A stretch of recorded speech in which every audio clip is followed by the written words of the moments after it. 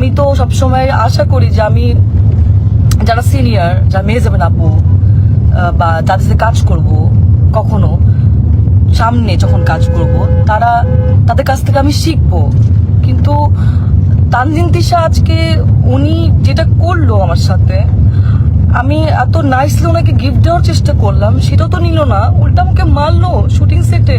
এটা কি ঠিক করলো? আপনি তো সিনেমা করছেন না, তানজিন তিশা তো সিনেমা করছে, তো একজন সিনেমা আর্টিস্ট, তার তো মনটা অনেক বড় হওয়ার কথা ছিল, সে তো আর আমাদেরকে শিখাবে, গাইড করবে, কিন্তু সে সবার সামনে আমাকে এভাবে মারলো।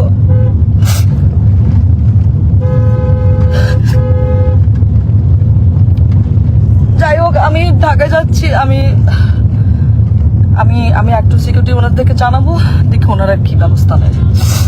এর আগে আমি যখন আসলে নাটকে মুশফিকুর ফারহানের সাথে কাজ করতাম অ্যাজ এ কো আর্টিস্ট হিসেবে, তখন তিশা আপু আমাকে এরকম ফোন দিয়ে থ্রেট দিছিল যে হ্যাঁ ফারহানের সাথে কাজ করতে পারবা না। আমাকে না, আরো অনেককে আসলে এরকম উনি ফোন দিয়ে থ্রেট দিছিল যে পায়েলকেও, কেয়া পায়েল, তারপর আরো অনেককে এরকম ফোন দিয়ে উনি থ্রেট দিছে যে কাজ করা যাবে না। তো আমি তখন বলছিলাম ওই সময়টা যে আপু কেন আমি কাজ করব না, আমি তো আর্টিস্ট, আমি তো সবার সাথে কাজ করব, ফারহান ভাইয়ের সাথে কাজ করব, জোবান ভাইয়ের সাথে কাজ করব, সবার সাথে। ফারহান ভাইয়ের সাথে কেন কাজ করব না, কি সমস্যা কি? তখন আমি বলছি হ্যাঁ আমার ফারহান আমার জামাই হয়। আমি তখন কিছু বলি না, আচ্ছা ঠিক আছে মনে হয় পার্সোনাল ওনাদের ব্যাপার হয়তো। তারপরে এরপরে গিয়ে কিন্তু আমি ফারহানকে জানাইছি ফোন দিয়ে যে ফারহান তিশা আপু কিন্তু আমাকে ফোন দিয়ে এইসব কথাবার্তা বলছে, এইভাবে হলে তো কাজ করতে পারবো না।